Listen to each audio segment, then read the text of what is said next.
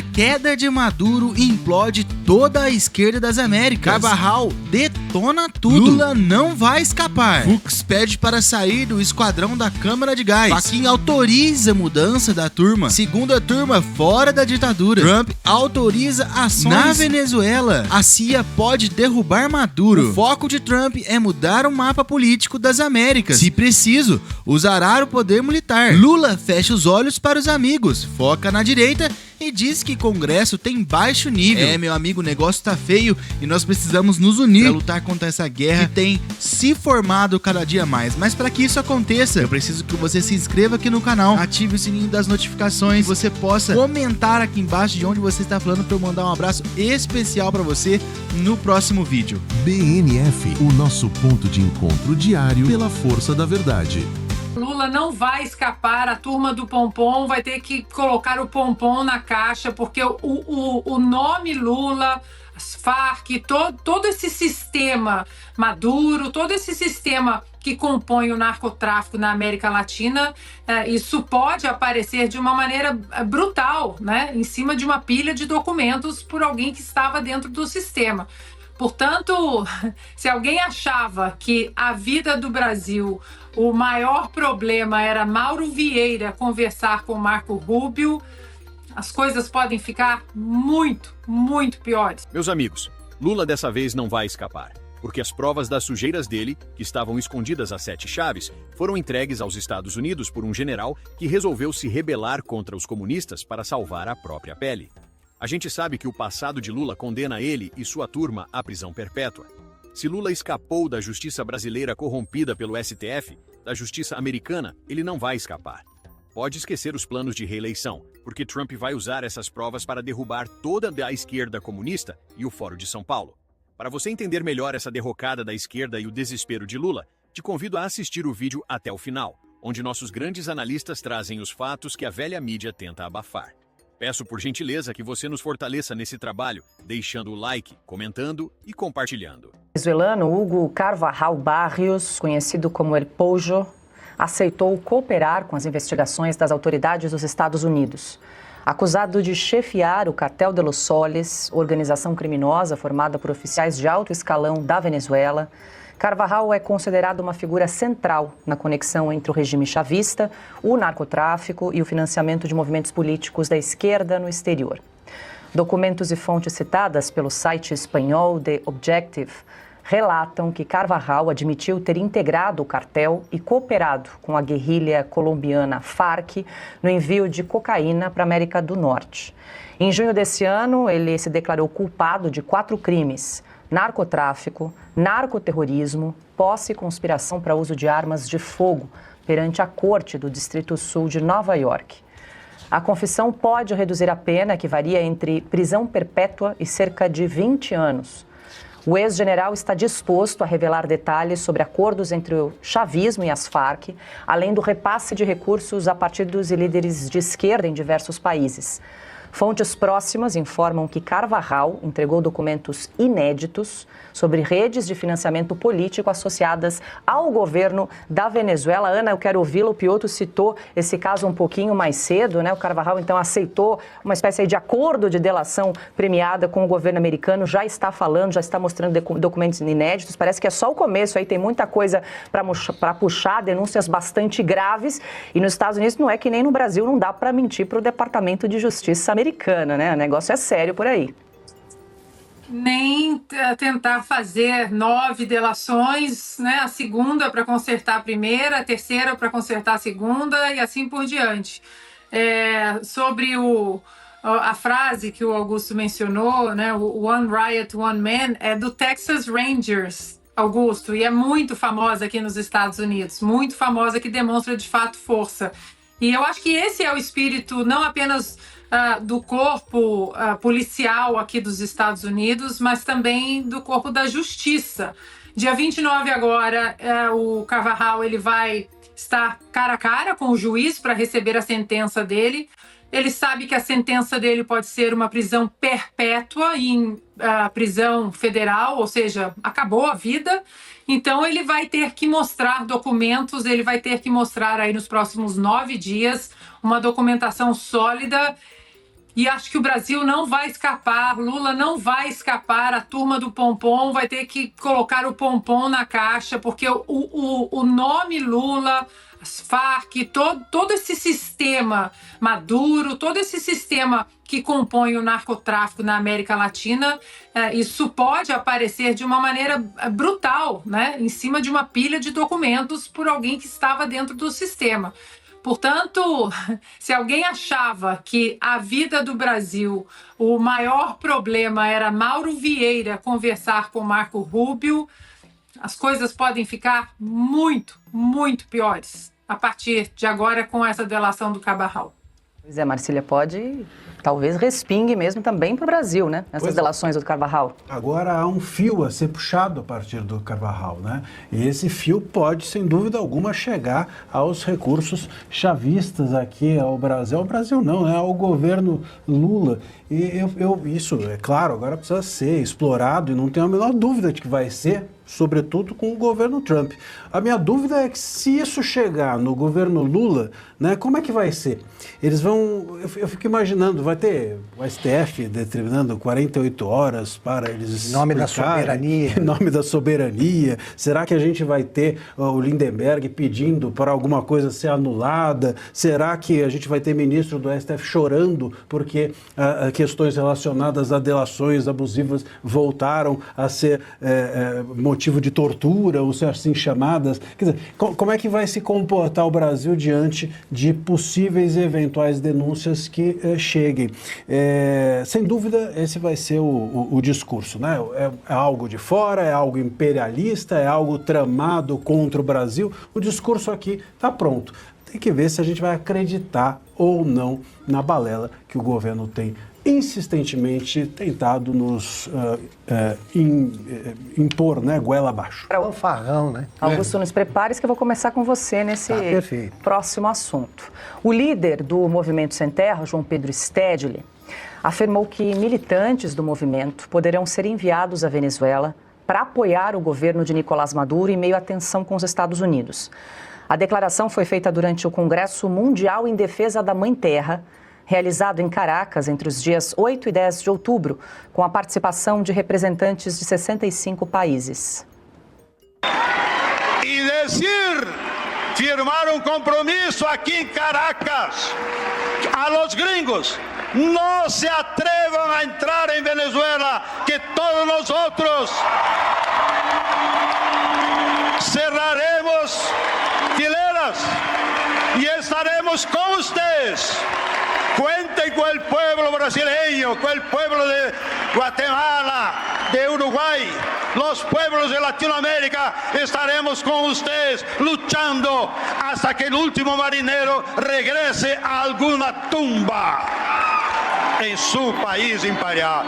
¡Viva Hugo Chávez! ¡Viva el pueblo de Venezuela!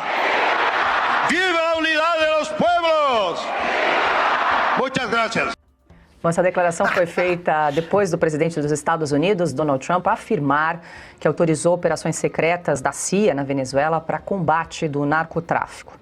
Em nota, o MST confirmou que a proposta está em discussão e que não há definição sobre como essa colaboração será conduzida. Augusto. Esse é um Dom Quixote da vagabundagem, esse aí. É o seguinte, imagine uma brigada formada por agricultores, entre aspas, que viram o foice-martelo pela última vez na bandeira da União Soviética. Eu digo sempre que se der uma enxada pro Stedley, é capaz de ele cortar o próprio pé, porque ele nunca foi agricultor, não sabe nem lidar com isso. Agora ele quer entrar na guerra contra os Estados Unidos com as brigadas deles. Olha, eu aplico a mesma frase que eu cansei de escrever quando o Zé Dirceu ameaçava mobilizar as organizações sociais, os movimentos sociais. Olha aqui, um destacamento comandado pelo Dirceu ou pelo Stedley só pode matar de rir, né, o adversário. Imagina um grupo de fuzileiros navais americanos Eles estão ali na praia da Venezuela e aparece para repelir a invasão um grupo desses. Os caras vão morrer de rir. Esse é o único perigo, né? É o único perigo. Você começa a dar risada. Esse troço, ele fala em espanhol, né? Tá pronto para xingar americanos em espanhol. Já ele agora quer oferecer a ajuda dele para a Venezuela numa guerra contra os Estados Unidos. Então a gente não sabe se está falando de alguma piada, sim, se está contando uma piada ou se é para falar seriamente. Porque isso aí, eu mobilizo o tiro de guerra de Taquaritinga, falo de novo, e o tiro de guerra de Taquaritinga resolve esse problema. Das brigadas internacionalistas, ele falou em outro discurso, não se atrevam a invadir a Venezuela. Está lá o MST. Seria ótimo se eles fossem para lá, porque o Brasil fica vazio deles. Mas ele não vai ficar aqui. Sim, claro. Vai mandar alguém, lá uns 4, 5. Pois é. Com certeza isso pegou todo mundo de surpresa e foi uma movimentação no tabuleiro da ditadura brasileira que mudou o jogo completamente. Vocês perceberam nesses últimos dias que houve uma mudança nas turmas do STF? O Fux pediu para sair da primeira turma. A primeira turma, que agora é conhecida como Câmara de Gás, tá? O Esquadrão da Execução. A primeira turma, que é a turma que hoje quem comanda é o Alexandre de Moraes, é a turma que condena os inocentes, que faz busca e apreensão em pessoas pelo crime de opinião. É ali o epicentro da ditadura do judiciário brasileiro, está ali na primeira turma. Inclusive é onde estão sendo julgados Bolsonaro e todas essas pessoas presas aí do 8 de janeiro. A única voz de sanidade dentro dessa primeira turma foi e está sendo do Fux. Pois o Fux decidiu mudar. Só que eu quero te explicar primeiro como que funciona essa questão das turmas do STF. Então, primeiro, você tem que entender que, embora o STF tenha 11 ministros, elas são divididas em duas turmas, que é a primeira e a segunda turma. É ali que acontecem a maioria das votações e das decisões, são nas turmas.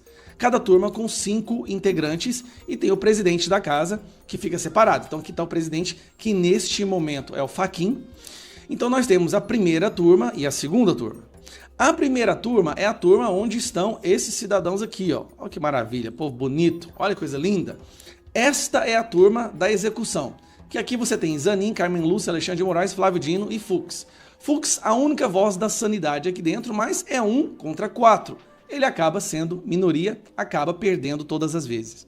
O que o Fux decidiu fazer? Olha, Fux não quer mais participar desse esquadrão da execução, essa câmara de gás, e pediu para o Fachin para mudar de turma. Por que surgiu essa oportunidade? Bom, o Barroso pediu aposentadoria. Lembra que o Barroso arregou, não aguentou a pressão, sabe que vai levar a Magnitsky, não aguenta mais o que está acontecendo. Então o Barroso, ele pediu para sair, né? Ele pulou fora, achando que dessa forma não vai sofrer Magnitsky. Ele pulou fora, abrindo uma vaga na segunda turma, que é essa turma aqui, ó. Só tira essa foto é antiga, né? O Lewandowski não tá mais aqui, tá? O Lewandowski, ele já saiu, porque ele virou ministro da Justiça. Ele virou ministro da Justiça do Lula. O cara é vergonhoso, o apoiador do MST. E o Fachin, ele agora é o presidente da casa. Então o que acontece? O Fux vai vir para esta turma de cá. Nessa turma, nós temos o Cássio Nunes, indicado pelo Bolsonaro, o André Mendonça, indicado pelo Bolsonaro, duas vozes conscientes ali na nossa Suprema Corte. Com o Fux vindo para essa turma, sabe o que acontece? Eles formam 3, ficarão 3 pessoas conscientes, 3 pessoas que não são ditadores, e vai deixar o Gilmar Mendes em minoria. Então vai ficar o Gilmar Mendes em minoria nessa turma. Isso bagunça o jogo completamente. Por quê? Uma turma vai ser a turma da ditadura, mas a outra metade do STF, olha que loucura, vai ser a metade da sanidade. Aqui nós teremos Cássio Nunes, André Mendonça e Fux, e também, obviamente, vai ter o Gilmar Mendes, e quem que é o outro que vai estar aqui? Eu tô tentando. Gilmar Mendes, agora eu esqueci quem que é o outro, cara. Vou procurar aqui e vou te falar. Vai ficar uma turma onde a maioria vai ser a maioria da sanidade. E o Fachin autorizou. Fachin autoriza Fux a compor segunda turma do Supremo Tribunal Federal. O pedido foi feito em plenário da Corte. O ministro também encaminhou um documento para o presidente da Corte, aqui, ó, aqui, solicitando a transferência. E foi concedido a transferência. Então tá aqui, ó, na segunda turma vai ficar Gilmar Mendes, Dias Toffoli, eu esqueci do Dias Toffoli, advogado do Lula. Então os dois vão fazer minoria, André Mendonça, Nunes Marques e Fux formando uma maioria de 3. Então olha que loucura. Mesmo tendo apenas 3 ministros do STF que pensam, eles farão maioria na segunda turma, ou seja, metade das decisões do STF voltarão a ser decisões de Constituição, de respeito à lei, de respeito a direitos fundamentais. Isso é um golpe gigantesco na ditadura do judiciário. Porque antes, as 2 turmas tinham maioria dos ditadores. Agora não, uma turma, ou seja, metade do STF deixa de apoiar a ditadura. Obviamente, nos votos do plenário continuará sendo 8-3, mas como eu digo, a maioria dos votos acontece nas turmas. A maioria das decisões acontece nas turmas. Isso é um golpe, cara, isso é a saída do Barroso. Por que eles fizeram isso? Eles decidiram assim, não, vamos sair o Barroso pro Lula colocar mais um. Só que a saída do Barroso abriu essa brecha do Fux ir para uma turma. Isso é um lampejo de esperança no meio dessa insanidade que a gente vive hoje. E tem mais, o Fux pode levar para ele um projeto, um caso que ele está relatando, que é o caso da inelegibilidade do Bolsonaro. Então, se ele leva para essa segunda turma, e a segunda turma forma a maioria, eles podem votar pela elegibilidade do Bolsonaro. Olha que doido. Cara, o cosmos sorriu pra gente por um momento. Então, vai ficar, obviamente, a segunda turma completamente dominada ali, vai ser uma loucura, né? Porque vai entrar, o indicado do Lula vai entrar na turma do Alexandre de Moraes, não sei se vai ser Pacheco ou Messias, que não seja Messias, né? Que não seja o office boy do PT. O Pacheco talvez venha a respeitar mais o Congresso, porque ele era um senador. Mas, assim, é uma notícia muito boa isso daqui, tá? É um gigantesco golpe nessa ditadura. O governo dos Estados Unidos, que também instruiu a CIA a tomar medidas na Venezuela que vão tirar Nicolás Maduro do comando. A temperatura segue alta, especialmente na capital americana, Washington DC, e aqui do ladinho no país, a Venezuela, que fica pertinho do Brasil, por conta da escalada da tensão entre as duas nações. A gente tem acompanhado, e não é de agora, essa questão envolvendo as operações militares americanas que estão acontecendo em águas internacionais próximas ali da costa da Venezuela. O que a gente sabe com relação a isso? É um ponto 1 dessa notícia. Pelo menos 6 ataques aconteceram a embarcações suspeitas de tráfico de drogas nos últimos dias. De acordo com as informações confirmadas com múltiplas fontes, entre 27 a 32 pessoas teriam morrido durante essas ações militares americanas. A princípio, essa é a fase 1 de uma operação que já estaria caminhando para a fase 2, Bruno. E por que eu digo isso? A fase 1 foi a chegada dos militares na costa da Venezuela. São mais de 4.500 funcionários em 6 embarcações militares das 5 forças americanas. Apenas um navio teria a capacidade de destruir toda a Venezuela. Tem porta-avião, tem drone, tem aqueles aviões bombarders que são super modernos e conseguem, por exemplo, voar grandes distâncias. Foram esses mesmos aviões que voaram daqui lá para o Irã para detonar aquela bomba lá nas instalações nucleares. Vocês lembram disso?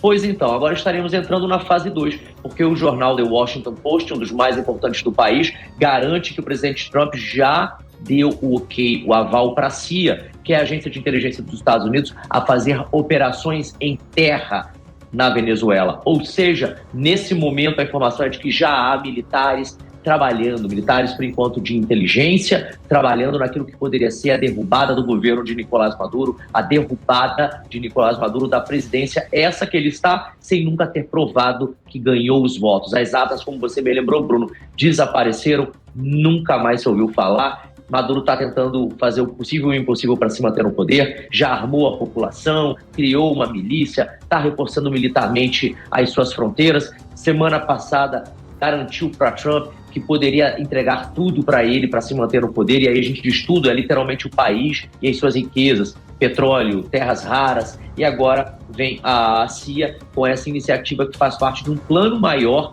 de derrubada de Nicolás Maduro lá na Venezuela. Agora, Bruno, eu tenho informações exclusivas, são informações que eu obtive com as nossas fontes da capital americana, Washington. Um funcionário do Pentágono, em uma conversa informal comigo, disse: olha, eu não dou um mês para que isso aconteça. É questão de dias para que a CIA dê o aval e os militares entrem na Venezuela. E que o mesmo poderia acontecer na Colômbia caso Gustavo Petro não entre em um acordo com Donald Trump.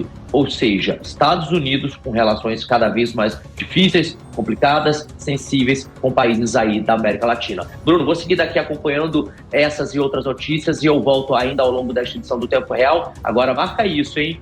Hoje estamos trazendo essa informação.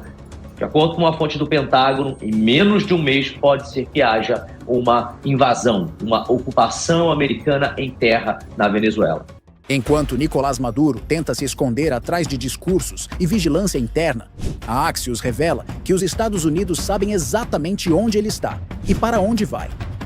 Fontes do governo americano garantem que todos os recursos de inteligência estão em ação e que Maduro será deposto ou forçado a renunciar.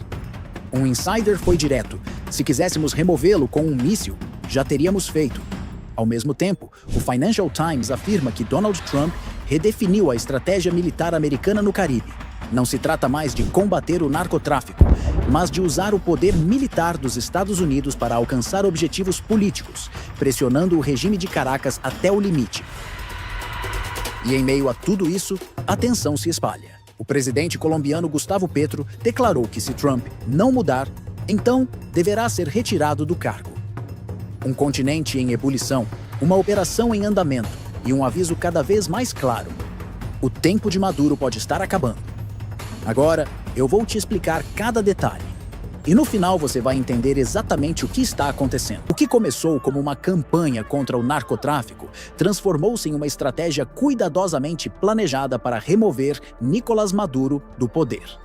De acordo com o Financial Times, o presidente americano Donald Trump redefiniu por completo a missão militar no Caribe. O objetivo agora é usar o poder militar dos Estados Unidos não apenas para combater o crime, mas para alcançar fins políticos. Uma figura da oposição venezuelana, com acesso direto às discussões internas, revelou: a estratégia de Trump não consiste em colocar tropas em solo, mas em demonstrar uma superioridade militar esmagadora e usar esse poder para forçar uma mudança. Fontes ligadas à Casa Branca afirmam que a prioridade de Washington deixou de ser interceptar drogas. Agora, o foco é precipitar uma transferência de poder negociada ou uma renúncia forçada, sob a ameaça de ataques seletivos contra os líderes chavistas que resistirem. O plano é simples e impiedoso: tornar a posição de Maduro insustentável. E segundo a Axios, essa operação já está em curso. Há 8 semanas, o exército americano conduz ataques navais e operações secretas no Mar do Caribe e possivelmente dentro do território venezuelano. São 7 ataques confirmados, com pelo menos 32 eliminados, mas sem qualquer transparência sobre quem foram os eliminados ou quais provas justificaram as ações. Um alto funcionário do governo disse ao Axios: oficialmente, estamos lá para deter narcoterroristas.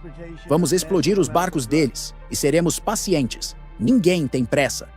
Mas um insider da operação foi ainda mais direto: não é só a CIA, são todas as nossas capacidades de inteligência. Sabemos onde Maduro está, para onde vai. Se quiséssemos eliminá-lo com um míssil, já poderíamos ter feito isso. A revelação de que os Estados Unidos sabem a localização exata do presidente venezuelano criou um estado de pânico dentro do Palácio de Miraflores. De acordo com fontes locais citadas pela FT e pelo El Nacional, altos funcionários trocaram de telefones, dormem em locais diferentes a cada noite e substituíram seguranças cubanos por novos agentes enviados de Havana. Um general venezuelano confirmou: os protocolos de segurança mudaram. Agora, ninguém permanece muito tempo no mesmo lugar. A paranoia tomou conta das forças chavistas. Cenas de desconfiança, perseguições internas e acusações de traição se multiplicaram em Caracas. Oficiais são vigiados, conversas são monitoradas e qualquer gesto é interpretado como conspiração. O que se vê é um governo cercado, em colapso psicológico, tentando manter o controle enquanto o inimigo o observa de todos os ângulos. E foi justamente nesse clima de medo e desconfiança que Maduro deu o próximo passo. Ordenou a criação de um aplicativo de vigilância nacional para que cada cidadão denuncie tudo o que vê e tudo o que ouve. O projeto, integrado ao sistema VENAP, funciona como uma extensão digital da paranoia, uma rede de espionagem civil que transforma o medo em ferramenta de controle. Segundo a Amnistia Internacional, esse aplicativo já vem sendo usado para delatar manifestantes e opositores. Em outras palavras, a perseguição que começou dentro do governo agora se estende para as ruas, os bairros e até os celulares. Com a Venezuela afundada em paranoia e vigilância, o impacto atravessa a fronteira. Em Bogotá, Gustavo Petro eleva o tom contra Donald Trump após os ataques dos Estados Unidos no Caribe. A resposta de Washington vem como pressão política e militar. Cooperações e equipamentos começam a ser revistos e o clima degrada rápido. Trump, então, parte para o ataque direto. Chama Petro de líder do narcotráfico.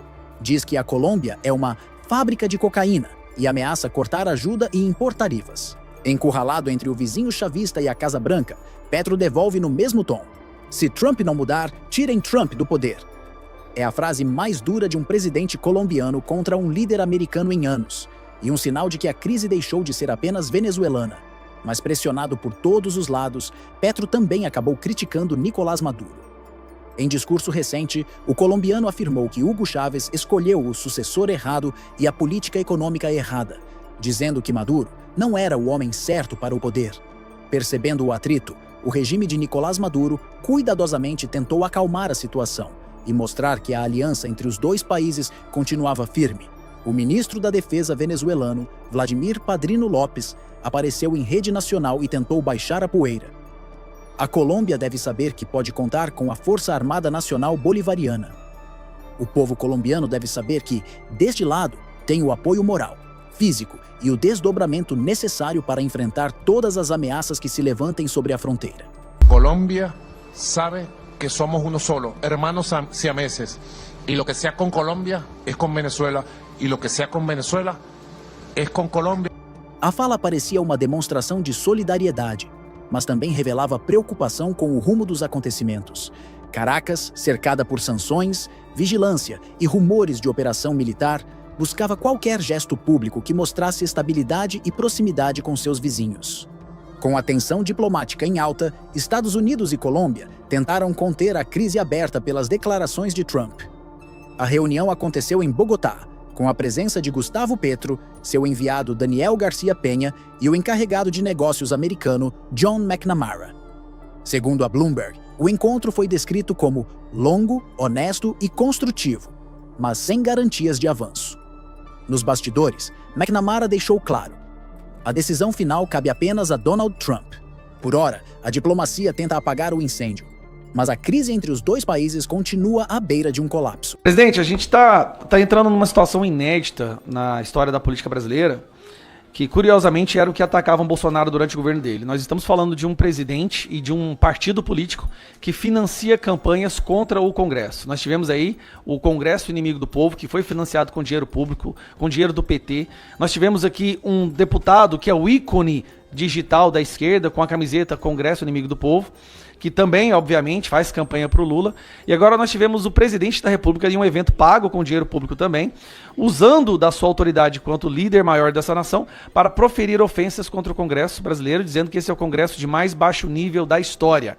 E aqui, presidente, eu peço um momento só para tecer alguns comentários sobre isso, presidente, porque saiu em toda a imprensa e foi muito vergonhoso, afinal essa fala foi proferida diante do presidente da Câmara dos Deputados, né?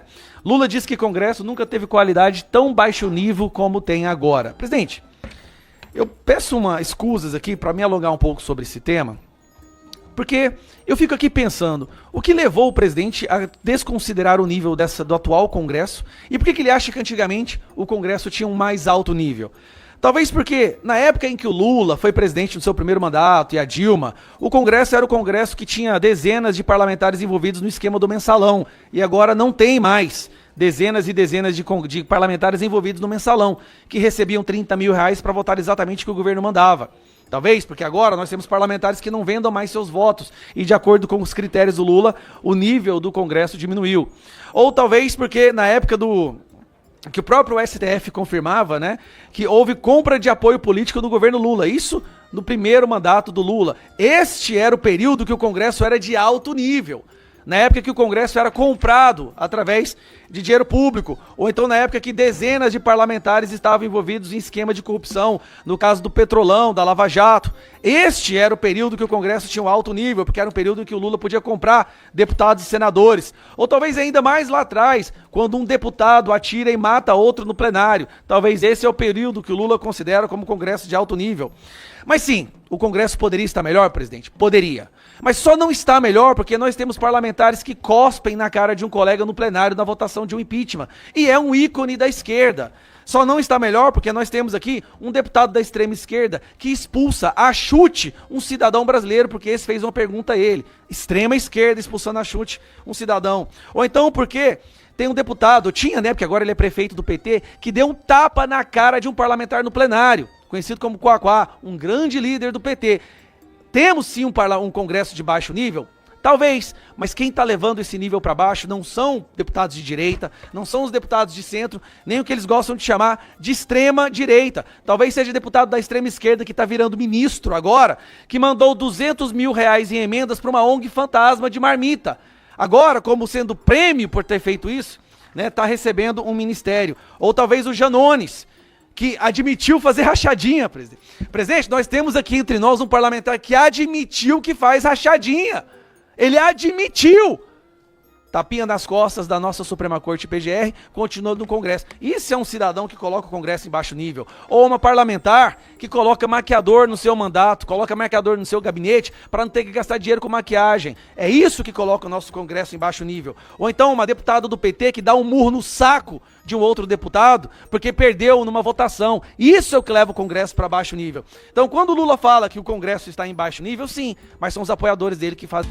Meu amigo e minha amiga, o negócio tá feio, o negócio tá ficando afunilando e nós precisamos correr atrás do prejuízo para que isso possa acontecer e a gente possa se unir e estar juntos. Eu preciso que você compartilhe esse vídeo, compartilhe para o máximo de pessoas que você conhece, para grupo de WhatsApp, Facebook e Instagram, para que todos tenham acesso a isso. Clique em compartilhar, se inscrever, curtir, para que possa fortalecer o nosso canal aqui. Comente aqui embaixo a nossa frase secreta, cair de Maduro. É a nossa frase secreta desse vídeo para saber os patriotas que estão conosco até o final. Nós somos muito fortes juntos e é por isso que é hora de ouvir a verdade.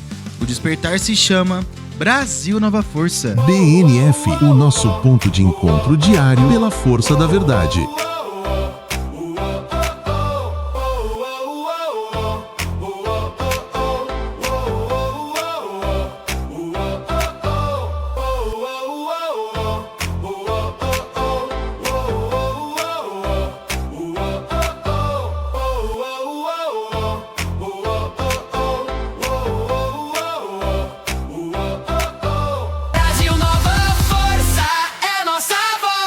Brasil Nova Força, somos nós, coração que pulsa.